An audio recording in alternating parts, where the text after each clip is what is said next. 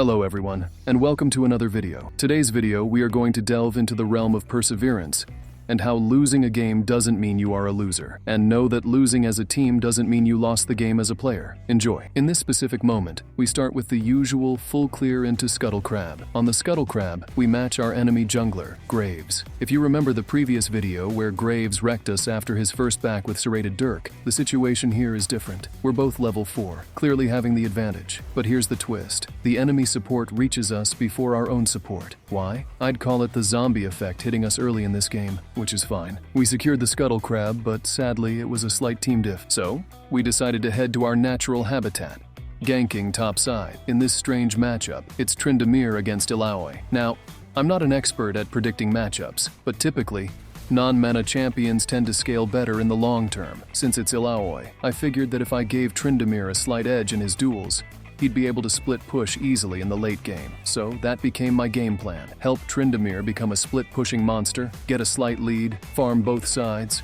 secure Drakes and Scuttle Crabs, and possibly Baron. By the time Trynda takes an inhibitor, we should be able to end the game. That's the overall strategy. At this stage of the game, our top lane is winning, thanks to us. Mid lane is even, to be honest, dealing with an Yasuo abuser, and bot lane is somewhat losing. Now we're approaching the turning point, the part of the storyline where the shit hits the fan. The enemy team will start making good calls, particularly Graves, and by leaving me in the jungle isolated due to the lack of assistance, our support will become one of the most useless players in the history of League. It's essentially a 4-5. He's either dead in the wrong spots or making senseless plays. For instance, what's the point of warding bot side if the Drake is already gone? We just lost it. And there's no benefit from securing vision in an area that has no active objective. Nothing worthwhile, not even jungle camps. And to make it worse, he overextends into enemy territory and dies. This pattern will keep repeating throughout the entire game. And unfortunately, up until now, I've found no real solution for dealing with this. I wouldn't call it trolling. I'd just say they're bad players. It's simply unskilled gameplay that's costing us the game because they're sticking to their flawed ideas.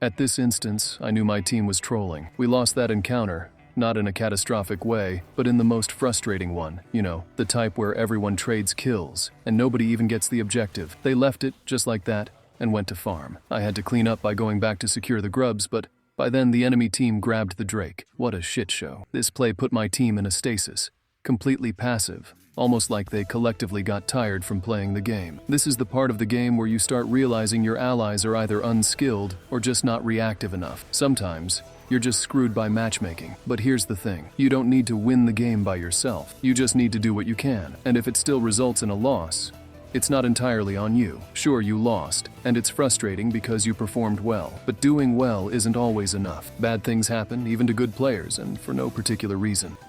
At this stage, I had a sinking feeling that despite being ahead in kills, there was no actual pressure in the game. This is the first red flag, a clear sign that all the advantages we seem to have are superficial. It's almost impossible to secure meaningful contributions because every kill feels like it doesn't matter, and all the gold we've acquired just gets wasted on bad calls from allies. I can't blame everything on my support, but let's be real, he's the main reason we're losing. It's one of those situations where you either have to take the entire game on your back or just wait for the inevitable loss. Even though Ashe isn't the carry you'd typically rely on, he's been a solid player overall, sticking with me and making some good plays. The only issue is, when facing Pantheon, if you don't have your support with you, you just get bullied. Pantheon as a champion is overloaded. That's the only way to describe him. As for Illaoi, I actually think she's a good champion regarding her design. She creates her own domain, and if you fight her on her terms, she'll destroy everyone in her radius. She was playing really well, timing her abilities perfectly. The real issue was with us. As a team,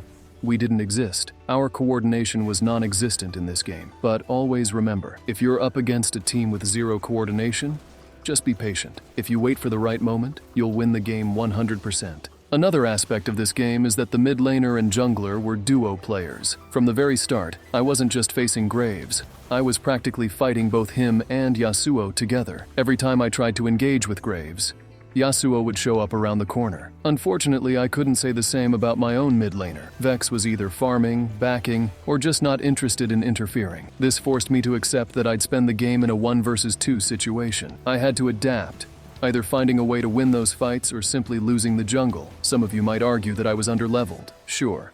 But here's a little secret. This build compensates for the lack of levels and even the lack of experience. The downside is that it doesn't perform well in the super late game, but in the mid game, it's unstoppable. The sad part is, I knew I could win the game, but my team just couldn't handle it. Here, I would quote a famous saying, "This was the straw that broke the donkey's back." We cleared the wards, and the path was safe. Nobody knew we could sneak it. But then, this useless support moved around to clear extra wards, and in doing so, revealed our location. This unnecessary action made everything harder. All he had to do was stand close on top of the ADC's hitbox. This positioning would have increased the ADC's chance of survival. He could have shielded, healed, or protected them if they got focused. Instead, he wandered off. We didn't need extra vision. They're an aggressive team, so excessive warding was counterproductive. And yet, we're suffering because of the sheer stupidity of a clueless support. I'm confident this player isn't an actual Emilio main, probably just tried him out after checking stats or following a random guide, and is now spamming abilities with no purpose. In short, he's a liability rather than a help. Here,